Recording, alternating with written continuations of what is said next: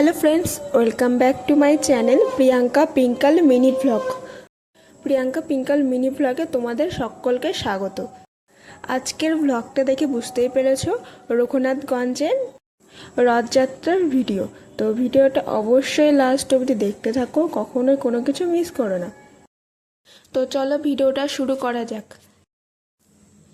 এই রথযাত্রাটি ছিল রঘুনাথগঞ্জের ইস্কন মন্দিরের রথযাত্রা। তোমরা দেখতেই পাচ্ছ এই রথযাত্রার পরিক্রমাতে কতটা ভিড় হয়েছে।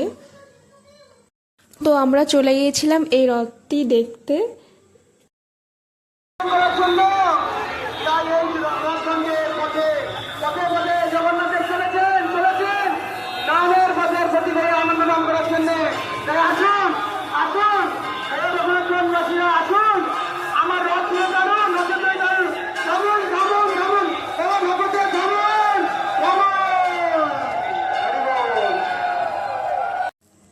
তো সন্ধ্যাবেলার দিকে আমি রেডি হয়ে গেছি।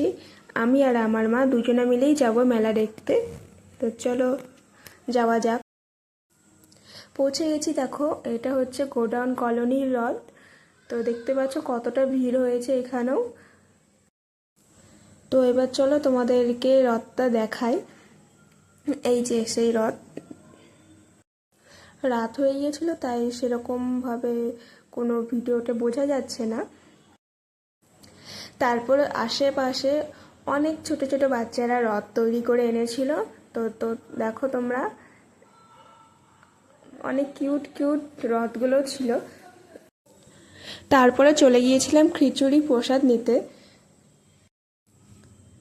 খিচুড়ি প্রসাদ নেওয়ার পরে এবার এখানকার মন্দিরের একটু আরতি দেখছিলাম।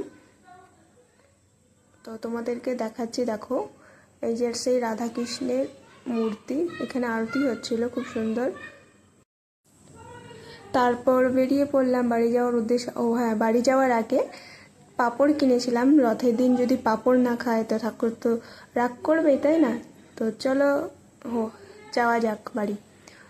তার আগে এই রথটি একবার দেখে নাও তোমরা, এতটা সুন্দর লাগছিল রথটা দেখতে, কি বলবো, অপরূপ সুন্দর, খুব সুন্দর সাজিয়েছিল। তো এবার যাওয়া যাক বাড়ি। তো ভিডিওটা এখানেই শেষ করলাম। ভিডিওটা যদি ভালো লেগে থাকে লাইক কমেন্ট শেয়ার করতে ভুলো না বন্ধুরা।